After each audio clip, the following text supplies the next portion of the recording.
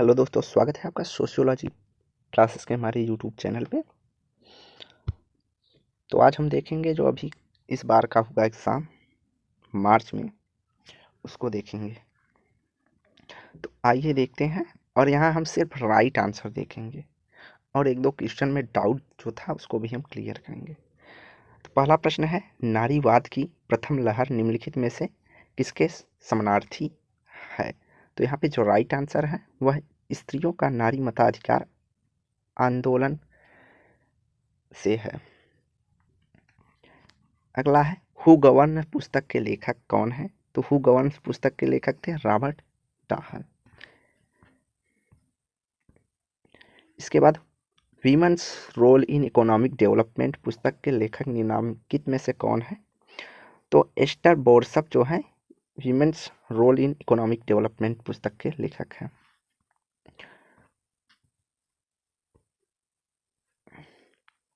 उसके बाद यहाँ पे दिया है सूची 1 को सूची 2 से मिलाना है। नगरीय पारिस्थितिकी है और सूची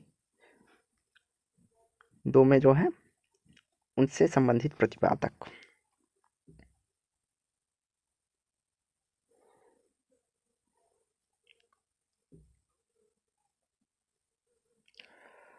तो यहाँ पे हम देखेंगे, आइए देखते हैं। सेकेंडरी अचल की जो है बात करते हैं वह बर्गेस है। तो यहाँ पे राइट आंसर जो हो जाएगा हमारा 4 हो जाएगा। बर्गेस है। क्षेत्रक का सिद्धांत जो होमर हवाइट देते हैं और बहु केंद्रक प्रारूप का जो सिद्धांत है वह हैरिस एम उल्मन ने दिया है। और पारिस्थितिकी विश्लेषण की बात करते हैं एमोस हॉले। तो राइट आंसर हमारा यहाँ पे 4 है।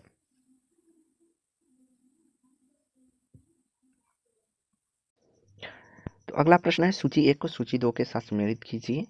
सूची 1 में शब्दावली है, सूची 2 में सिद्धांतकारों द्वारा प्रयुक्त किया गया किसके द्वारा?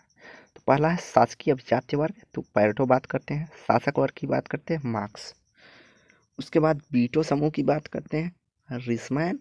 और शीर्ष नेता अर्थात टॉप लीडर की बात करते हैं फायर हंटर। तो यहाँ राइट आंसर जो हो जाएगा वह हमारा हो जाएगा बी। अगला प्रश्न है, सूची 1 को सूची 2 के साथ सम्मिलित करना है दिए गए कूटों के अनुसार। तो अपचारी क्षेत्र की बात करते हैं क्लिफोर्ड शाह। उप संस्कृति के सिद्धांत की बात करते हैं अल्बर्ट कोहेन। विभेदक अवसर का सिद्धांत की बात करते हैं कोहलार्ड और वहलिन। और लेबलिंग की सिद्धांत की बात करते हैं हावर्ड एस बेकर। तो यहाँ पे राइट आंसर हो जाएगा हमारा बी 2। अगला प्रश्न है, who gave the concept of sick role अर्थात रुग्ण भूमिका की सिद्धांत किसने दिया है? तो यहाँ राइट आंसर हो जाएगा टालगट पार्सन्स। अगला है, निम्न में से किन विद्वानों ने भारत में जाति एवं राजनीति के मध्य संबंधों के व्यापक रूप से लेखन किया है?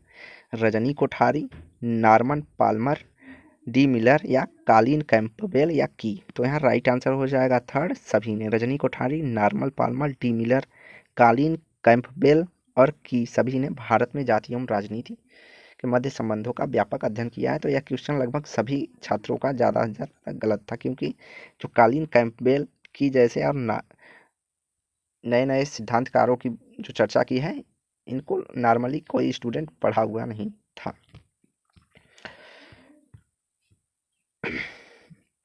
अगला है, सूची 1 को सूची 2 से सम्मिलित करना है पुस्तक है और लेखक। तो AR देसाई की जो पुस्तक है वह पीजेंट स्ट्रगल इन इंडिया है। यहाँ पे 2 ऑप्शन तो वैसे ही निगलेक्ट हो जाएंगे, सेकंड वाला और 4 वाला।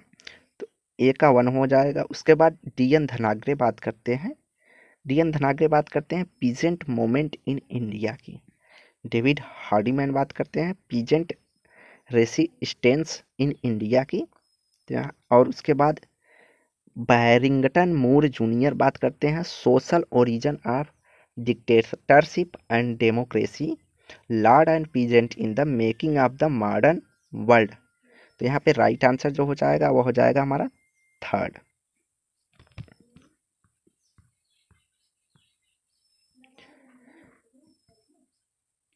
अगला है सूची 1 को सूची 2 के साथ सुमेलित कीजिए। दिए गए कूटों के अनुसार पद दिए हैं, उनका क्या अर्थ होगा ये। तो राजनैतिक अभिजात्य जो होते हैं वह शक्ति के अभिजात्य से जुड़े हुए हैं।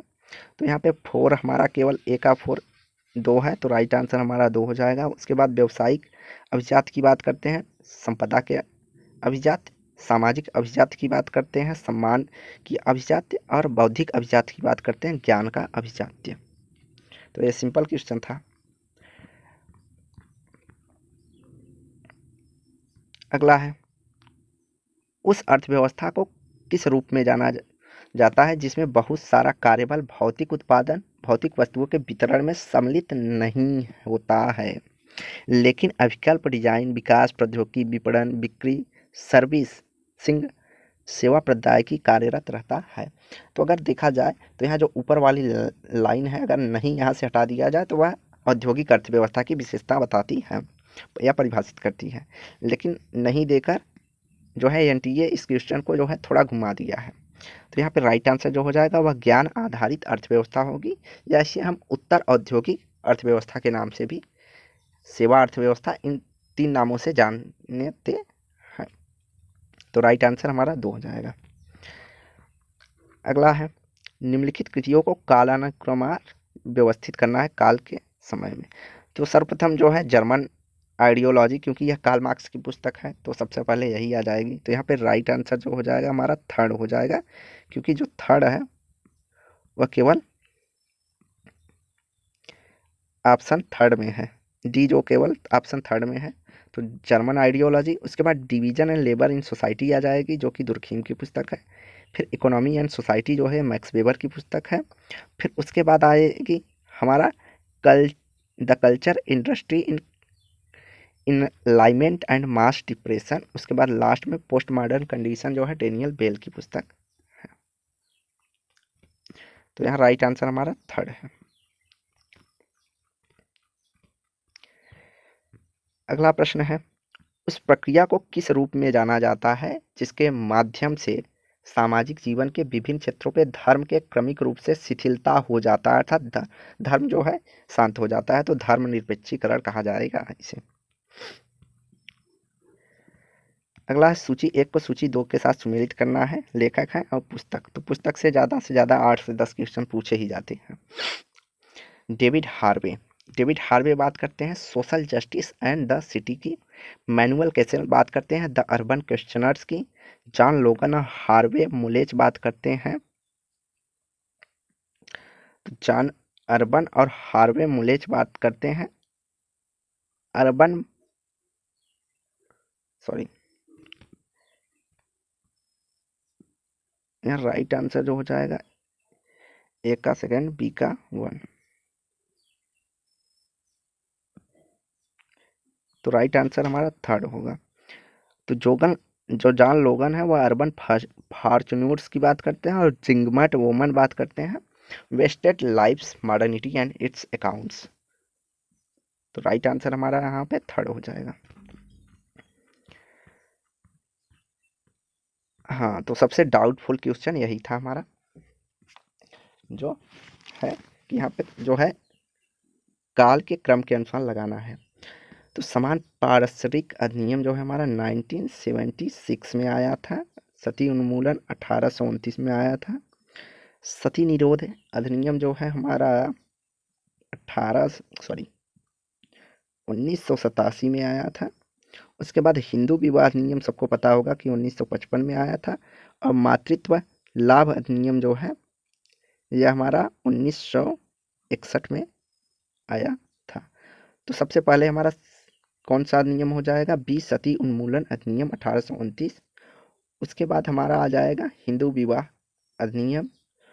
उसके बाद मातृत्व लाभ अधिनियम। उसके बाद जो है, तो यहाँ पर उसके बाद हमारा आएगा समान पारिश्रमिक अधिनियम, और लास्ट में आएगा सती निरोध अधिनियम। सती निरोध अधिनियम केवल एक राज्य द्वारा पारित किया गया था, वह है राजस्थान। तो यहाँ पे राइट आंसर जो हो जाएगा वह हमारा ए हो जाएगा, लेकिन बच्चों को डाउट था कि इसका आंसर जो है सी होना चाहिए, तो यहाँ पे राइट आंसर हमारा ए ही होगा।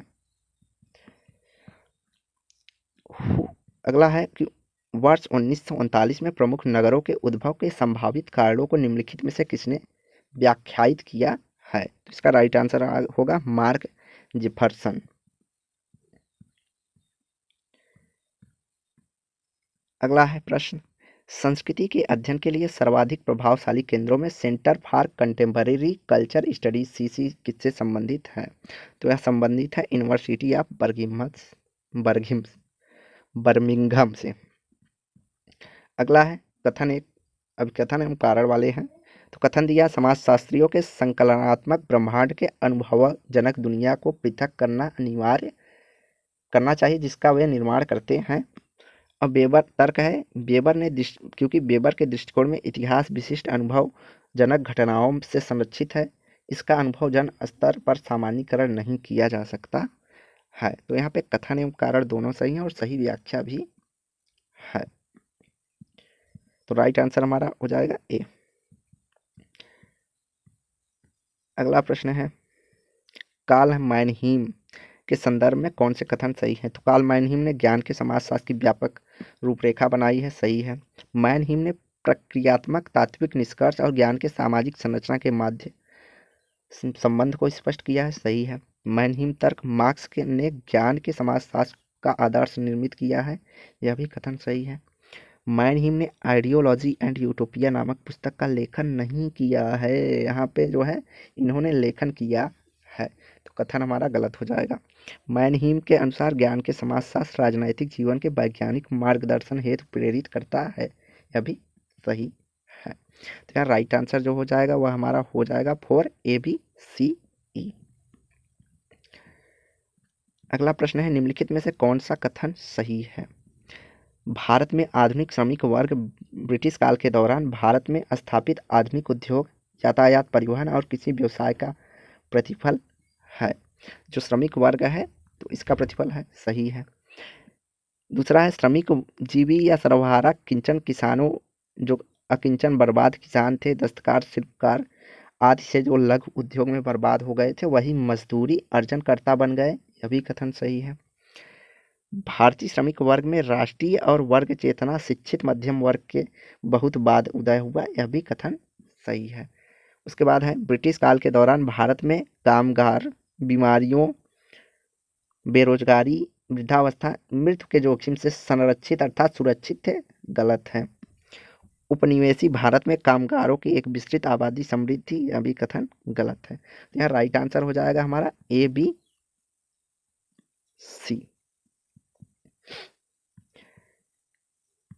अगला है, the name of book which Ogburn first introduce the hypothesis of cultural lag, अर्थात कल्चरल लैग की सिद्धांत उन्होंने किस पुस्तक में दी है? तो यह सोशल चेंज हो जाएगा। अगला है, उस सामाजिक समूहन को किस नाम से जाना जाता है जिसके नेट से तब आविर्भाव होता है जब पर्याप्त व्यक्ति साइबर स्पेस में व्यक्तिगत संबंध के वेब जाल बनाने के लिए सार्वजनिक चर्चा करते हैं? तो इसका उदाहरण जैसे अब भी इंस्टाग्राम, तो इसके किसके उदाहरण है? तो यह आभासी समूह या वर्चुअल कम्युनिटी के उदाहरण हैं। अगला है, मानव प्राणी बिना स्थायी निवास के लाखों वर्ष तक जीवित रहा है, सही है। आरंभिक नगरों के उद्विकास का आरंभ 1200 वर्ष पहले हुआ था, यह भी कथन सही है, दोनों सही है, ए। अगला है, लैंगिक संकल्पना के बारे में निम्नलिखित में से कौन से तथ्य सही नहीं है? अन्ना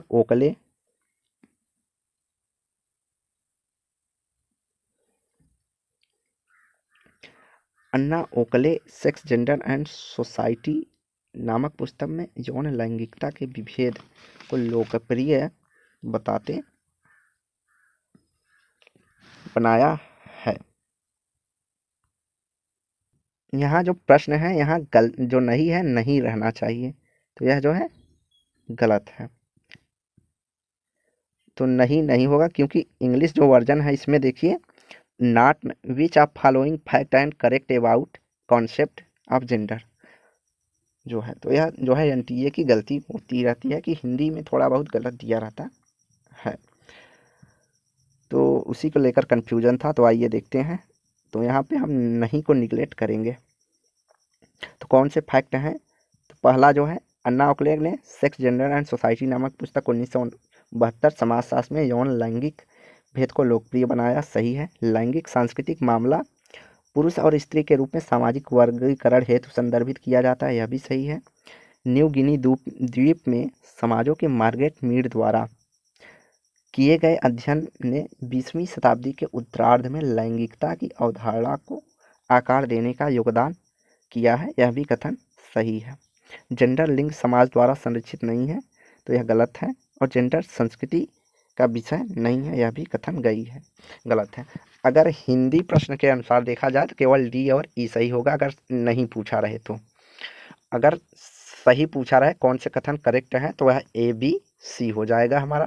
तो जो आंसर की मेरा वो है आंसर दिया है वह ए बी सी दिया गया है। अगली पुस्तक है अगला प्रश्न है द ट्रांसफॉर्मेशन ऑफ इंटीमेसी पुस्तक किसने लिखी है? तो इसका राइट आंसर हो जाएगा एंथनी गिडिंग्स ने। अगला है टालगट पार्सन्स के अनुसार परिवार के दो प्रमुख कार्य कौन से हैं? प्राथमिक समाजीकरण और व्यक्तित्व स्थिरीकरण जो है टालगट पार्सन्स के परिवार के दो प्रमुख कार्यों के रूप में यहाँ पे चर्चा की है। तो राइट आंसर हो जाएगा हमारा ए और बी। अगला प्रश्न है जेट्रिफिकेशन महानगरों की संपदा की वापसी की एक प्रक्रिया है। सही है। यूरोप अमेरिका में जेट्रिफिकेशन वह प्रक्रिया है जो गोरे लोगों की कीमत पर जातीय अल्पसंख्यकों के लाभ के लिए कार्य करता है। गलत है। तो यहाँ पे राइट आंसर हो जाएगा थर्ड हमारा कथन ये सत्य है और जो है कथन 2 असत्य है।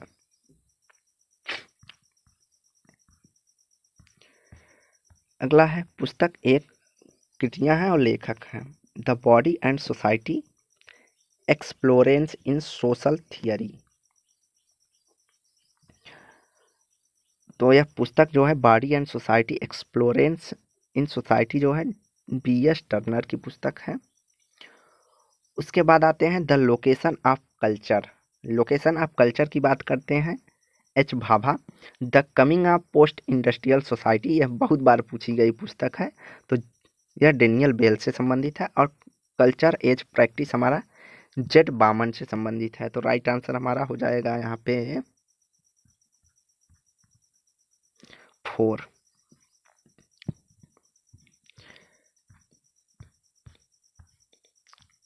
अगला प्रश्न है शोषण और दमन के विरुद्ध किसान विद्रोह का कारण है।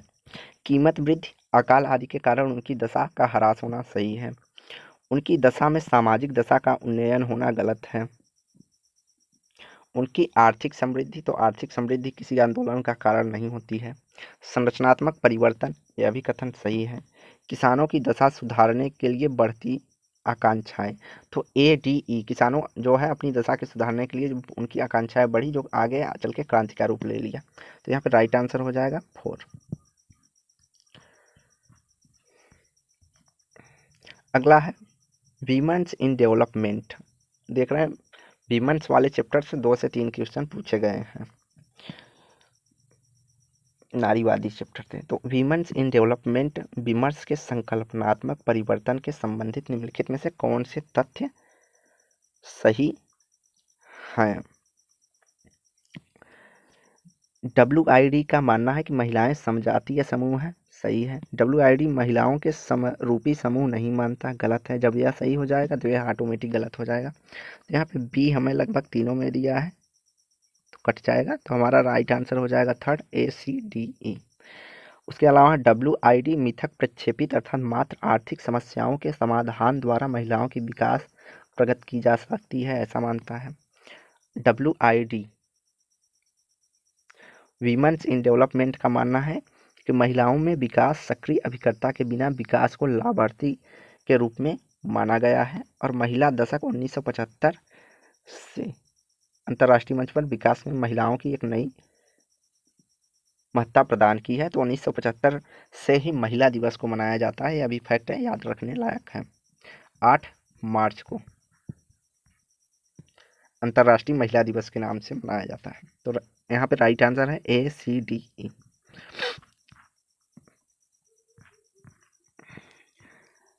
अगला प्रश्न है दिव्यांगता।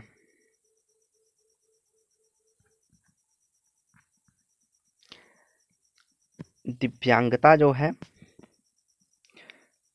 वह शब्द है जिसे उस विचारधारा के वर्णन हेतु किया जाता है जो भौतिक, सांस्कृतिक और मनोवैज्ञानिक जैसी सामाजिक बाधाओं वाले दिव्यांगजनों को सुव्यवस्थित तरीके से हाशियाकरण या पृथक या अलग करती है। सही है।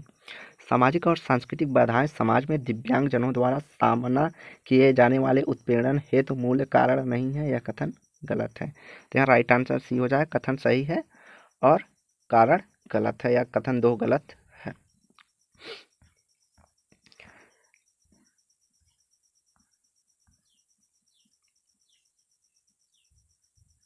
अगला है निम्नलिखित में से लेबलिंग सिद्धांत के लिए सही है।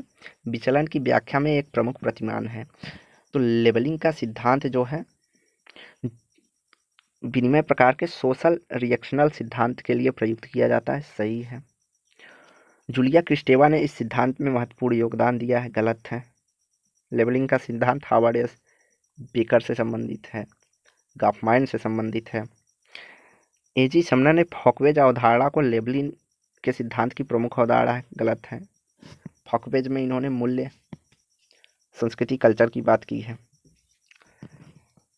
लेबलिंग सिद्धांत शिकागो स्कूल में महत्वपूर्ण रूप से प्रभावित है। यह कथन जो है सही है। यह उग्र अपराधियों से भी प्रभावित रही है। तो यह गलत है। यहाँ पे राइट आंसर हो जाएगा ए और डी जो है सही है, बाकी सब गलत है।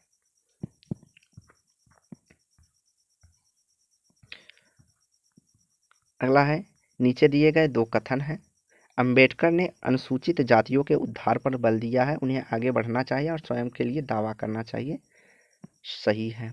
अंबेडकर दलितों की समतावादी सामाजिक व्यवस्था के निर्माण द्वारा मुक्ति चाहते हैं और उन्होंने एक मंत्र दिया, शिक्षित बनो, संगठित रहो, आंदोलन करो। तो यहाँ पे जो राइट आंसर हो जाएगा वह हो जाएगा ए। दोनों कथन जो है सत्य है। अंबेडकर का मानना था दलित अपनी स्थिति में तभी सुधार बनेंगे जब वह शिक्षा की ओर बढ़ेंगे। अगला है जैव विविधता शब्द की रचना की है। तो जैव विविधता शब्द की रचना की है ईओ विल्सन ने। नीचे दिए गए 2 कथन हैं, एक दूसरे का कारण है। देखते हैं। डायस्पोरा शब्द संपूर्ण विश्व में लोगों के प्रसार एवं फैलाव को निर्दिष्ट करता है। सही है।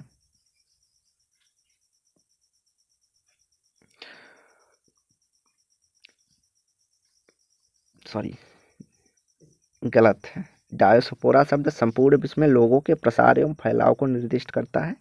यह गलत है। संपूर्ण विश्व में लोगों को नहीं, विशेष संस्कृति से संबंधित होता है। भारतीय डायस्पोरा खाद्य व्यंजन, क्रिकेट, सिनेमा आदि के लिए जाना जाता है। तो यह भी कथन गलत है। संस्कृति के लिए जाना जाता है, सामाजिक स्थिति के लिए जाना जाता है। तो यहाँ पे दोनों कथन सही हैं पर व्याख्या सही नहीं कर रहे हैं। डायस्पोरा संपूर्ण विश्व में प्रसार एवं फैलाव की बात करते हैं कि किस प्रकार से कल्चरल फैलाव हो रहा है, और भारतीय डायस्पोरा अपने खाद्य व्यंजन या क्रिकेट, सिनेमा के लिए जाने जाते हैं। यह भी कथन एक रूप से सही है क्योंकि खाद्य व्यंजन भी कल्चर के अंतर्गत आता है। तो यहाँ पे राइट आंसर जो हो जाएगा वह हो जाएगा बी। ए और दोनों सही हैं परंतु व्याख्या सही नहीं है। तो यहाँ हम आंसर इसको देखकर थोड़ा गड़बड़ हो गए थे, तो यह आंसर इनका जो है गलत है। तो राइट आंसर हमारा बी हो जाएगा। ए और दोनों सत्य हैं लेकिन सही व्याख्या नहीं है।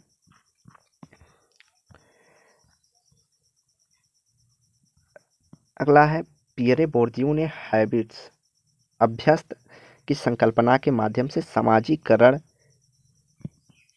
के विचार को विकसित किया है। हैबिट्स में सम्मिलित करते हैं। तो हैबिट्स में उन्होंने क्या सम्मिलित किया है? कौशल और विश्व को देखने का तरीका सम्मिलित करते हैं। पूंजी के रूप में सम्मिलित मानव क्षमता और अवसर की बात भी करते हैं पियरे बोर्दियू। हैबिट्स विशिष्ट गुणों पर आधारित करते हुए उन्हें प्रदत्त करते हैं। और हैबिट्स होने वाली प्रक्रिया पारिवारिक व्यवस्था का आरंभ नहीं करती हैं, तो यह नेगेटिव है, तो गलत है। पियरे बोर्डियू का मत है कि सभी वर्ग समान हैबिट्स पर आधारित होते हैं, तो यह भी गलत है क्योंकि सभी की हैबिट्स अलग अलग होती हैं। तो यहाँ राइट आंसर हो जाएगा ए बी सी। अगला प्रश्न है, शिकागो में भूमि बुल्स आई गवांच के बजाय सेकेंड्रिक अचल सेंट्रिक जोन के रूप में प्रयोग निम्नलिखित में से किसने व्याख्यात किया है? Kevin Bales, Howard S Becker, Ulrich Beck या अर्नेस्ट डब्ल्यू बर्गेस? तो अर्नेस्ट डब्ल्यू बर्गेस जो है सेकेंडरी अचल या सेंट्रिक जोन की बात करते हैं। तो यह नगरवाद से संबंधित है, नगरवाद के सिद्धांत है। अगला है, ऐसे परिवारों कैसे परिवारों से संबंधित है जो कि वयस्क व्यापक पूर्व किए गए विवाह से बच्चा होता है? तो ऐसे परिवारों से कौन सा तो राइट आंसर हो जाएगा सौतेला परिवार, जिसमें कि कोई व्यक्ति विवाह से पूर्व ही उसके पास बच्चा होगा। अगर कोई फिर से विवाह करता था वह व्यक्ति के लिए सौतेला होता है। स्टैंडर्ड डिवीजन मानक विचलन के विसरण का माप है। तो मानक विचलन विसरण का एक माप है माध्य। तो जुकाम के कारण थोड़ा सा गला बैठा हुआ है। सूची 1 को सूची 2 के साथ सुमेलित करना है दिए गए कूटों के अनुसार।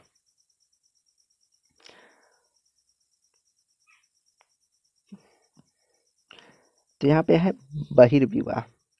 तो स्वयं समूह के बाहर विवाह करना बहिर्विवाह कहा जाता है। उसके बाद कट गया तो हमारा राइट आंसर जो हो जाएगा B2 हो जाएगा। अंतः विवाह होता है समूह के भीतर विवाह करना। हाइपरगेमी विवाह होता है। तो हाइपरगेमी जो विवाह होता है वह होता है अनुलोम विवाह, और हाइपोगेमी विवाह होता है वह प्रतिलोम विवाह होता है।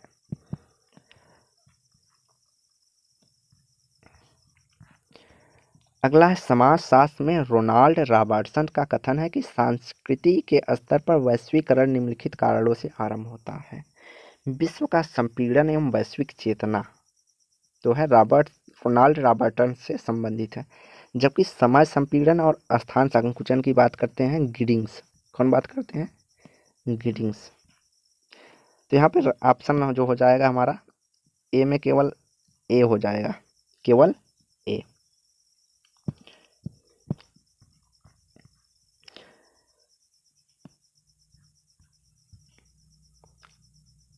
अगला है, SPSS एक कंप्यूटर प्रोग्राम है जिसमें मात्रात्मक आंकड़ा का प्रबंधन और विश्लेषण किया जाता है। तो SPSS का पूरा नाम क्या है? तो इसका पूरा नाम होगा statistical package for the social science, अर्थात सांख्यिकी की गणना करने, सामाजिक विज्ञान की गणना करने में सांख्यिकी की गणना करने के लिए बनाया गया है। अगला सूची 1 को सूची 2 के साथ सुमेलित करना है। तो आइए देखते हैं। इमाइल दुर्खिम बात करते हैं the rules of sociology method. तो ए का सेकेंड हो जाएगा। उसके बाद गिडिंग्स बात करते हैं the new rules of sociology method.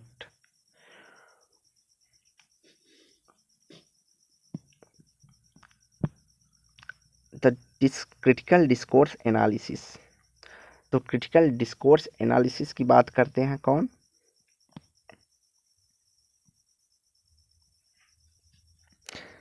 तो यहाँ पे राइट आंसर होगा the archaeology of knowledge, Foucault से संबंधित है। और N Fairclough critical discourse of analysis a critic study of language की बात करते हैं एन फ्लेयर। तो यहाँ पे राइट आंसर जो हो जाएगा वह हो जाएगा थर्ड।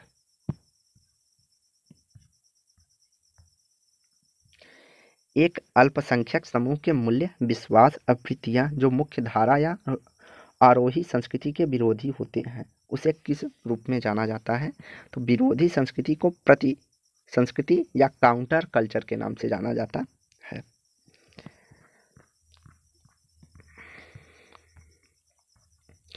तो मैक्स वेबर की कृतियों को कालानुक्रम अनुसार व्यवस्थित करना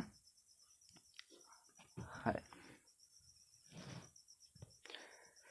तो मैक्स वेबर की जो कृतियां हैं इन्हों को कालन कुमार व्यवस्थित करना है। तो इनकी जो पहली पुस्तक है the Protestant ethic and spirit of capitalism जो है इनकी सबसे पहले आई हुई पुस्तक है। तो यहाँ पे डी जो है सबसे पहले होगा, तो राइट आंसर जो हो जाएगा हमारा डी हो जाएगा, डी होगा। उसके बाद जो है हमारा डी के बाद हमारा आ जाएगा ए द रिलीजन ऑफ चाइना। उसके बाद इन्होंने बात की है the religion of India. Religion of China लगभग 1915 में और कैपिटलिज्म 1905 में, और रिलीजन ऑफ इंडिया जो है 1917 में। इकोनॉमी एंड सोसाइटी की बात करते हैं या 1921 में, और ancient Judaism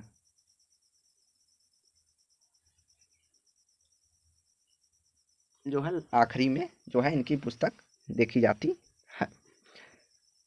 sorry, ancient Judaism जो है इनकी यह भी लगभग जो है द रिलीजन ऑफ इंडिया के बाद 1919 में आई थी। सॉरी, तो यहाँ राइट आंसर जो हो जाएगा डी। तो सबसे लास्ट में यहाँ पे इकोनॉमिक एंड सोसाइटी पुस्तक होगी।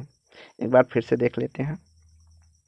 स्पिरिट ऑफ कैपिटलिज्म 1905 में, रिलीजन ऑफ चाइना 1915 में,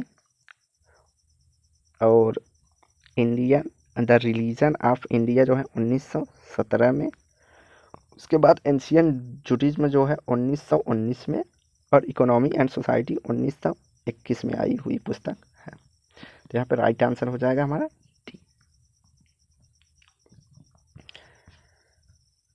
अगला है एलेक्स इंकल्स के अनुसार विषय वस्तु के चित्रण हेतु 3 प्रमुख मार्ग हैं, विश्लेषणात्मक, अनुभवात्मक और ऐतिहासिक मार्ग हैं। तो यहाँ पे right answer A B C होगा। और इस क्वेश्चन में जो है आप चैलेंज कर सकते हैं, क्योंकि जो हमारे पास पुस्तक है उसमें यही तीनों आंसर दिया गया है। और जो एनटीए ने आंसर की में सही माना है वह उन्होंने विश्लेषणात्मक और ऐतिहासिक और सॉरी सेकंड को माना है। विश्लेषणात्मक, ऐतिहासिक और सैद्धांतिक को इन्होंने माना है। लेकिन इसका राइट आंसर जो है एक ही होगा। तो इसको आप चैलेंज कर सकते हैं अगर आपका एक क्वेश्चन से नेट या जेआरएफ रुकता है तो। अगर आप पिछले ईयर की मेरिट के लगभग करीब हैं तो इसको ज़रूर से ज़रूर चैलेंज कीजिए। The coming of an artificial intelligence society is immediately proceed by. तो कृत्रिम बौद्धिकता समाज के आगमन से ठीक पहले कौन सा चरण था? तो यहाँ राइट आंसर हो जाएगा first stage of knowledge of society, ज्ञान के प्रथम समाज का। मतलब यहाँ पूछा है आर्टिफिशियल इंटेलिजेंट से पहले कौन सा चरण चल रहा था, वह ज्ञान का प्रथम चरण था जिसमें कंप्यूटर की बात होती है। अगला है एक लोकप्रिय पूर्वानुमान के अनुसार सामान्य संपत्ति संपदा संसाधनों के ह्रास निम्नलिखित में से कौन सा रूपांतरण हो सकता है?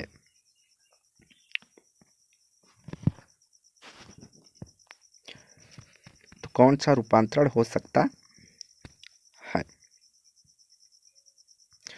प्राकृतिक आपदा के कारण संसाधनों की भौतिक हानि हो जाएगी, संसाधनों की उत्पादकता का ह्रास और हो जाएगा, उपयोग और संपत्ति के अधिकारों का पुनः हस्तांतरण हो जाएगा, और यांत्रिकीकरण की साझी खेती का प्रयोग होगा। यह जो है संपदाओं के ह्रास के या रूपांतरण के कारक हो सकते हैं, जबकि संपत्ति का क्रय और विक्रय नहीं होगा। तो यहाँ पे राइट आंसर जो हो जाएगा 3 ए बी सी डी।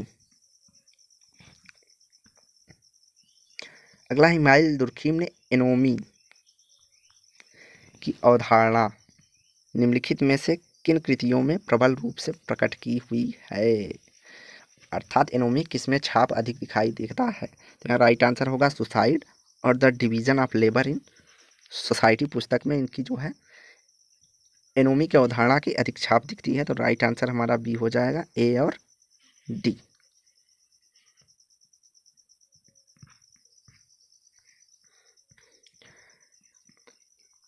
ऑनलाइन समुदायों में मानव जाति शोध संचालन के सर्वाधिक रूप से महत्वपूर्ण उपागमों में से एक उपागम नेटनोग्राफी है, जिसे कोजी नेट्स ने विकसित किया है। नेटनोग्राफी मानव जाति विज्ञान के रूप में है, क्योंकि वह एक अन्वेषण ऑनलाइन विश्व में शोधकर्ता की तल्लीनता का अपरिहार्य बनाता है, अर्थात जरूरी बनाता है। तो यहाँ पे जो राइट आंसर माना गया वह कथन एवं कारण दोनों सही हैं और सही व्याख्या भी है नेटनोग्राफी के बारे में। अगला प्रश्न है, कथन है आलोचनात्मक विमर्श में सीडीए आलोचनात्मक विमर्श विश्लेषण एक सख्त संसाधन के रूप में भाषा की भूमिका पर बल देता है, जो विचारधारा और सामाजिक सांस्कृतिक परिवर्तन से संबंधित है। तो यह सीडीए की बात कौन करते हैं बताइए? तो सीडीए की बात करते हैं अल्थ्यूजर।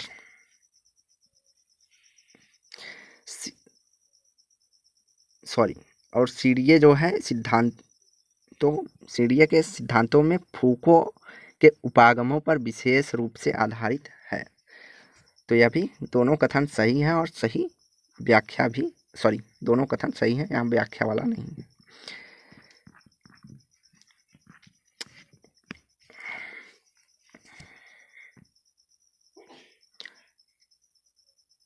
अगला है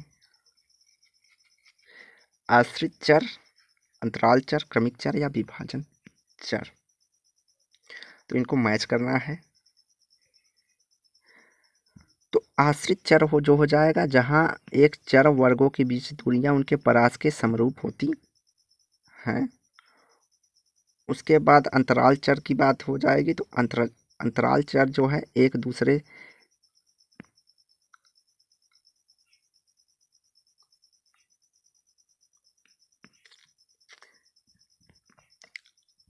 आश्रित चर जो है यहाँ पे तो होना चाहिए एक थर्ड।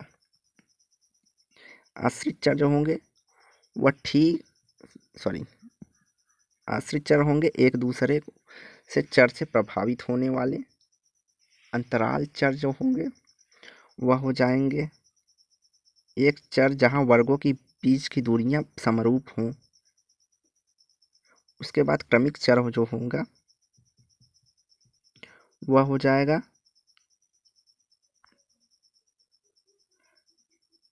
दो चरों के साथ एक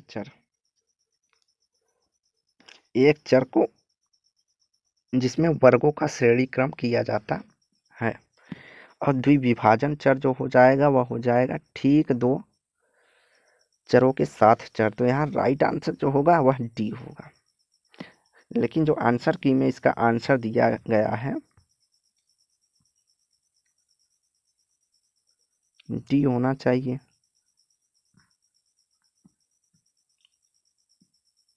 क्वेश्चन आईडी इसकी क्या है? 53। तो क्वेश्चन आईडी इसकी 53 है। तो 53 हाँ सही है। तो इसका जो आंसर है वह 4 सही है। इसके बाद आ जाते हैं सूची 1 को सूची 2 के साथ सम्मिलित कीजिए दिए गए कूटों के अनुसार। पियरे बोर्दियू बात करते हैं किसकी? तो पियरे बोर्दियू बात करते हैं यहाँ पर सामाजिक पूंजी के सिद्धांत की। एंथनी गिडिंग्स बात करते हैं संरचनाकरण के सिद्धांत की। इरविन गॉफमैन बात करते हैं अभिनय शास्त्र या नाट्यकला उपागम की। और अल्फ्रेड शुट्ज बात करते हैं प्रघटनावाद उपागम का। तो यहाँ पर राइट आंसर जो हो जाएगा वह हो जाएगा हमारा ए का सेकेंड। तो ए का सेकेंड ऑप्शन थर्ड में है, तो थर्ड सही हो जाएगा। अगला है मार्क्स ने उन पांडुलिपियों का उल्लेख कीजिए जो उनकी मृत्यु के पश्चात प्रकाशित हुई थी। तो मार्क्स के मृत्यु के पश्चात कौन सी कृतियां प्रकाशित हुई थी यह आप जानते हैं? तो यहाँ पे poverty of philosophy of no है।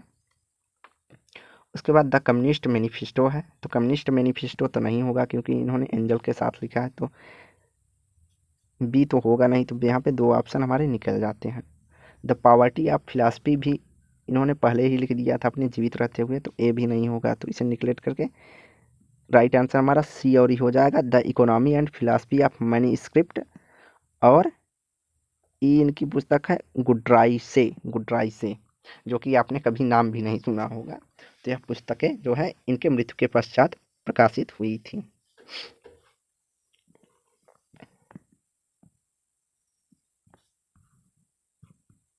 तो ऐसे क्वेश्चन में जो है निगलेक्ट करके ही निकाला जा सकता है आंसर। अनुशस्ति किनको संदर्भित करती है? कानून की रखवाली करने वाले व्यक्तियों की समूह की संहिताएं जो अत्यधिक लचीली हैं, कानून का उल्लंघन करने की विशिष्ट घटनाएं, संहिताओं के उल्लंघन द्वारा लगाया गया विशिष्ट दंड,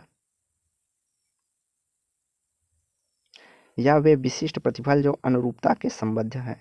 तो संहिताओं में दंड और पुरस्कार आते हैं, दंड एवं पुरस्कार, सॉरी अनुशस्ति में अर्थात सेंशन में। तो वे प्रतिफल जो अनुरूपता के संबंध होते हैं, अनुरूपता से संबंधित क्या मिलता है हमें? पुरस्कार, और विपरीतता उल्लंघन करने पे हमें दंड मिलता है। तो राइट आंसर डी और ई हो जाएगा। अगला है सहभागी क्रियात्मक, ठीक है ना। पीआर निम्नलिखित में से किसका उदाहरण है? तो सहभागी क्रियात्मक किसका उदाहरण है? तो सहभागी क्रियात्मक हमारा जो उदाहरण हो जाएगा वह हो जाएगा लोक समाज का, आलोचनात्मक समाज का और क्रिया समाजशास्त्र का। तो लोक समाजशास्त्र, आलोचनात्मक समाजशास्त्र और क्रिया समाजशास्त्र। तो यहाँ राइट आंसर हमारा थर्ड हो जाएगा।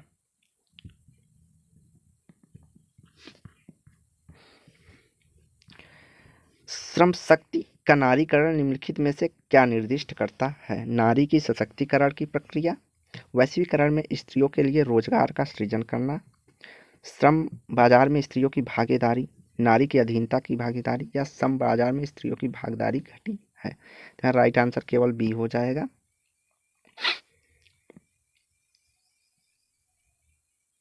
सॉरी,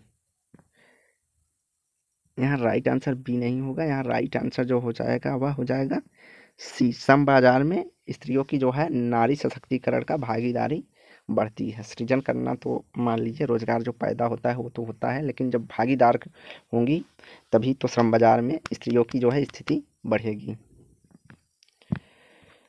तो यहाँ राइट आंसर केवल सी हो जाएगा। अगला प्रश्न है जाति के इबेरियन प्रायद्वीप में प्रयुक्त, यहाँ इबेरियन नहीं साइबेरियन होना चाहिए था, प्रयुक्त भाषा शब्द लिया गया है, तो यह कास्टा से लिया गया है। अगला है इकाइयों का वह समग्र जिससे प्रतिदर्श का चयन किया जाता है कहलाती है, वह पॉपुलेशन या जनसंख्या कहलाती है। अगला पुस्तक है निम्नलिखित में से फूको ने शरीर, स्व और समाज शक्ति के विचारों से प्रभावित है, Brian S Turner.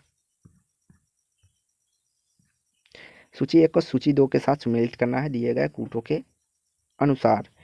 Kinship organisation in India, तो किनशिप ऑर्गेनाइजेशन इन इंडिया किसकी पुस्तक है?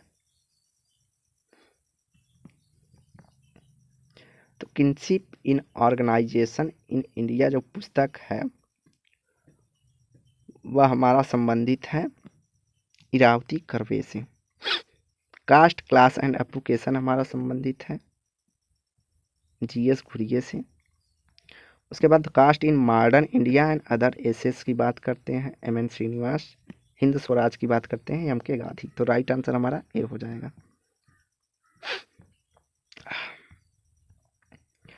अगला है निगमनात्मक अध्ययन सिद्धांत सामाजिक अनुसंधान के मध्य की प्रकृति सामान्य दृष्टिकोण प्रस्तुत करता है। निगमन के कालानुक्रमक प्रक्रिया है, अर्थात क्रम क्या होगा? तो निगमन का जो क्रम होगा वह होगा पहले, यहाँ पर निगमनात्मक का पूछ रहा है, तो निगमनात्मक में जो पहले आता है वह सिद्धांत होता है। क्या? सिद्धांत। तो उसके बाद सिद्धांत के बाद एक परिकल्पना बनाई जाती है कि सिद्धांत जो है सही है कि नहीं है। तो नंबर 2 पे हमारा आ जाएगा परिकल्पना। तो यहाँ ए और सी कहाँ पे है, तो बी ऑप्शन में, तो राइट आंसर बी हो जाएगी। उसके बाद हमारा आ जाएगा परिकल्पना बनाएंगे, तो परिकल्पना में आंकड़ों का संग्रह और निष्कर्ष विश्लेषण किया जाएगा। उसके बाद जो है इसमें जो है परिकल्पना को अस्वीकार एवं स्वीकार किया जाएगा। तो लास्ट में जो निष्कर्ष निकलेगा उस आधार पर सिद्धांत का संशोधन किया जाएगा। तो राइट आंसर हमारा 2 हो जाएगा। यही आगमनात्मक होता तो उसमें पहले स्थान पे परिकल्पना दिया जाता।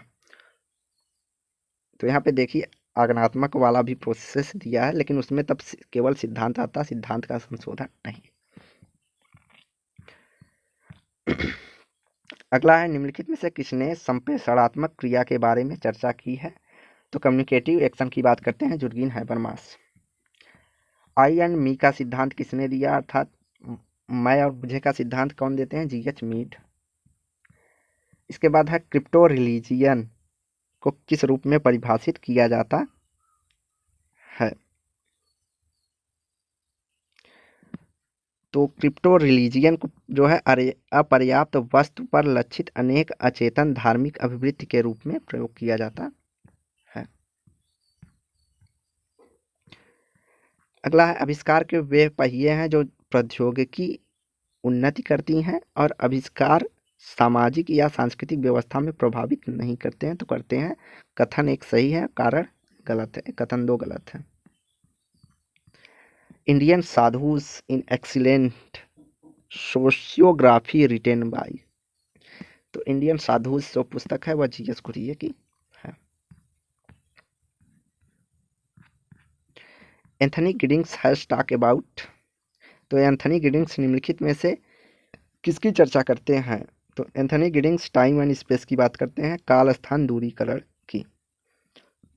यहाँ पे देखिए all of the above confuse करने के लिए दिया गया था। बहुत से बच्चे all of the above answer मार के आए हैं, जिस कारण उनका यह क्वेश्चन सिंपल होते हुए भी गलत हो गया है।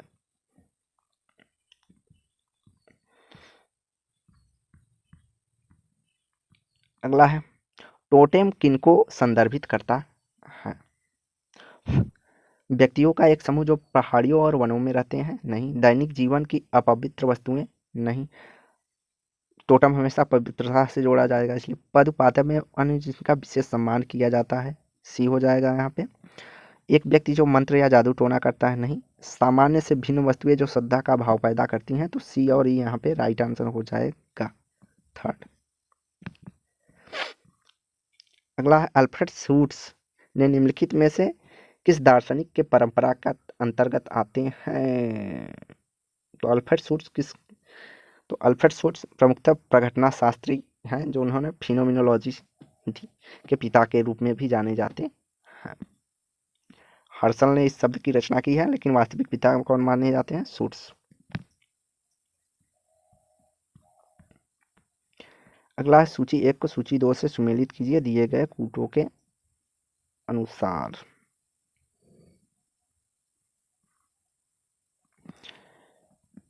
तो डिसइम्बेडिंग विसन्निहितकरण जो है यह संबंधित है हमारा एंथनी गिडिंग से। वैज्ञानिक प्रबंधन की बात करते हैं टेलर। उसके बाद साइबो वर्ग की बात करते हैं डॉन हार्वे, साइबो वर्ग। और हाइपर रियलिटी अर्थात यति यथार्थवाद की बात करते हैं बॉड्री लाट। तो यहाँ राइट आंसर डी हो जाएगा।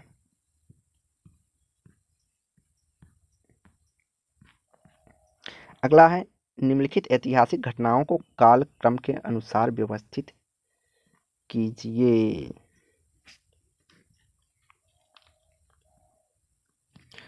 तो यहाँ पे सर्वप्रथम जो क्रांति हुई थी वह यूरोप में पुनर्जागरण,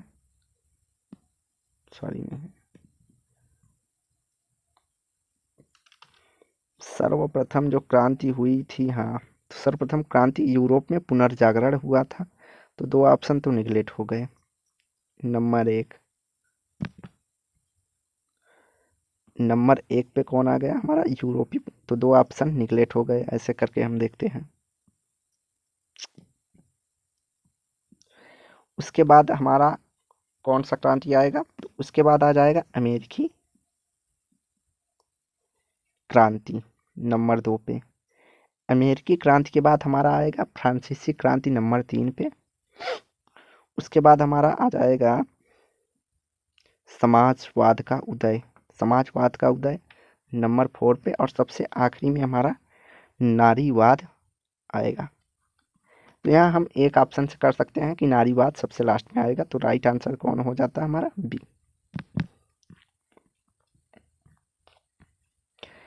अगला है निम्नांकित में से कौन सी प्रथा माता पिता और बच्चे के मध्य अथवा भाई बहन के मध्य यौन काम संबंध होने से रोकता है? सभोजत्व के नियम, उत्तराधिकार के नियम, निकटा निषेध का नियम। तो यहाँ राइट आंसर हो जाएगा निकटाभिगमन निषेध जो है भाई बहन के मध्य यौन संबंध को रोकता है।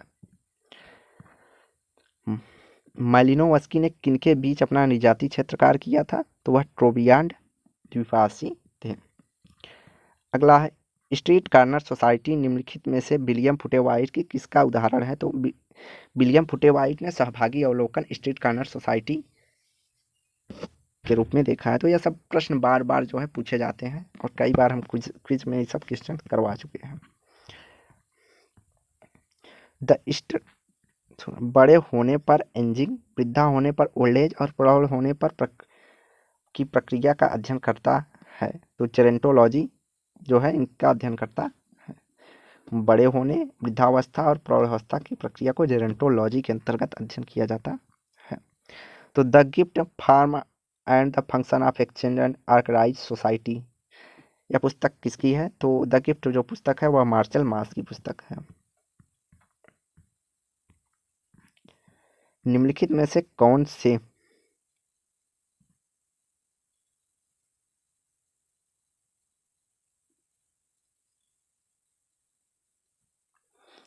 कथन सही है?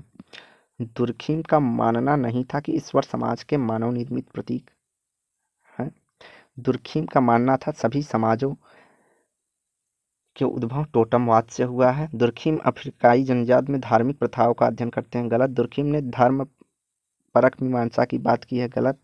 दुर्खिम का मानना नहीं था कि उन्होंने जनजाति एरोबियन अध्ययन करके विकास चरण का प्रतिनिधित्व कर प्रत्येक समाज से गुजरता है, अभी गलत। तो यहाँ राइट आंसर केवल बी हो जाएगा कि दुर्खिम का मानना था कि सभी धर्मों का उद्भव टोटमवाद से हुआ है। अगला है अन्य समाजकर्ताओं और संस्थाओं को सामाजिक क्रिया के अभिष्ट और मान्यता प्राप्त परिणाम है।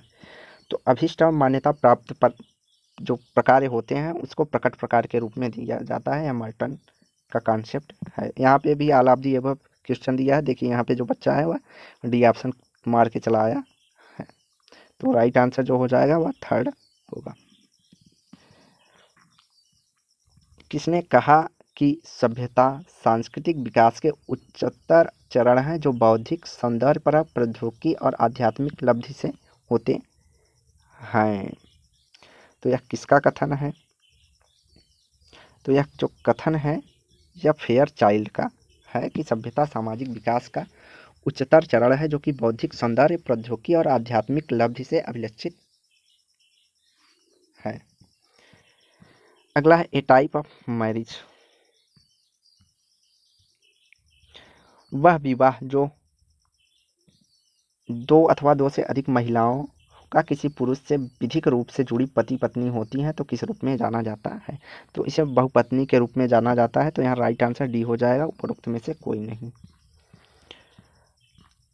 अगला है नीचे दिए का एक कथन है, अभिकथन है वक्री सहोदर रज और सहोदर उनके माता पिता भाई बहन होते हैं।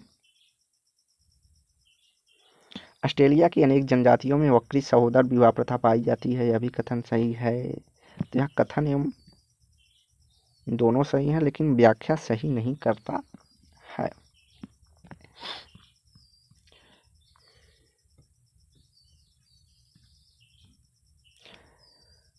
अगला है निम्नलिखित में से किसने शक्ति को तीन आयाम निर्णय कार्य, गैर निर्णय कार्य और आकांक्षा को आकार देना के बारे में कहा है? तो यहाँ राइट आंसर जो हो जाएगा वह हो जाएगा यहाँ पे स्टीवन लुकाक्स। स्टीवन लुकाक्स। ने निर्णय कार्य, गैर निर्णय कार्य, आकांक्षाओं को आकार देना, शक्ति के इन 3 आयामों की चर्चा की। निम्नलिखित में से किसने सचेतन उपभोग और सचेतन अपशिष्ट के प्रतिमानों का विश्लेषण किया है? तो राइट आंसर हो जाएगा थर्स्टीन वेबलर।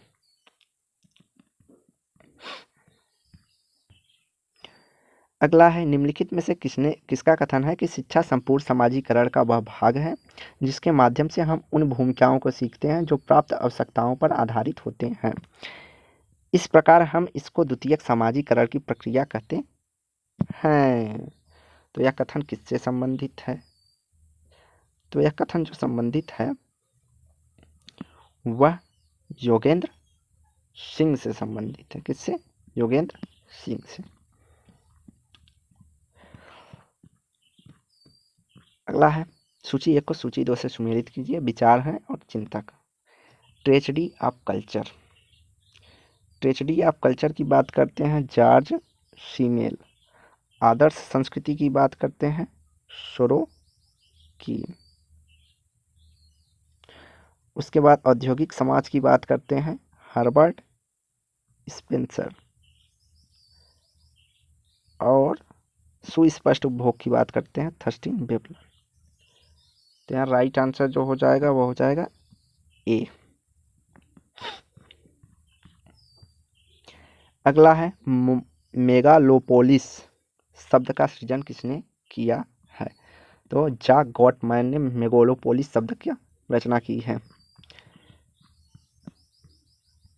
अगला है, सूची 1 को सूची 2 से सुमेलित कीजिए। पुस्तक और उससे संबंधित लेखक। तो ब्यूरोक्रेसी इन मॉडर्न सोसाइटी पुस्तक किसकी है? तो ब्यूरोक्रेसी इन मॉडर्न सोसाइटी पुस्तक जो है यह पीटर एम ब्लाउ की पुस्तक है। द मैकडोनाल्डाइजेशन ऑफ सोसाइटी जो पुस्तक है यह जॉर्ज रिटर की है। National building in independence India जो पुस्तक है यह एम.एन. श्रीनिवास की पुस्तक है। और one a great tradition modernisation जो है मिल्टन सिंगर की पुस्तक है। तो हिंदी में जो है थोड़े बहुत शब्द जो है इधर उधर दिए रहते हैं और यहाँ पे राइट आंसर जो है वह ए हो जाएगा। तो ऐसे क्वेश्चन में आप इंग्लिश को भी प्रेफर कर सकते हैं क्योंकि पुस्तक जो है इंग्लिश में ही रहता है।